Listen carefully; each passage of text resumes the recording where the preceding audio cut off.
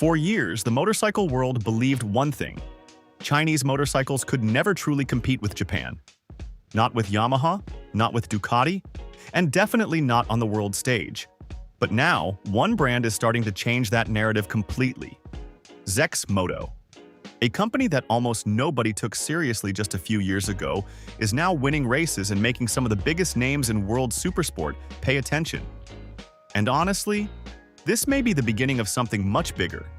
The sound of the 820RR screaming down the straight, the aggressive overtakes, the incredible acceleration coming out of corners, and suddenly, a Chinese motorcycle standing on the podium. Again and again.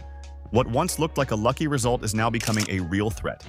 Because ZXMOTO is no longer just participating, they are fighting for victories. What makes this story so fascinating is how unexpected it really is. Most fans assumed this would be another small manufacturer trying to gain attention before quietly disappearing. But that never happened. Instead, ZXMOTO kept improving. The company invested heavily into engineering, aerodynamics, electronics, and performance development. So what exactly makes the ZXMOTO 820RR so competitive? A huge part of the answer starts with the engine. Unlike traditional 600 cubic centimeters inline-4 supersport bikes, the 820RR uses a larger triple-cylinder setup. That gives the motorcycle something extremely valuable in modern racing: torque, and lots of it. Out of corners, the bike launches aggressively. On straights, it carries impressive speed, making it difficult to chase once it gains momentum. But power alone is only part of the story. The aerodynamics also play a major role. Everything about the motorcycle feels designed around efficiency and speed. And this is where things become truly interesting. Because the rise of ZXMOTO may represent something much bigger than just one motorcycle brand. For decades, Japanese manufacturers dominated the supersport world. But recently, things have started changing.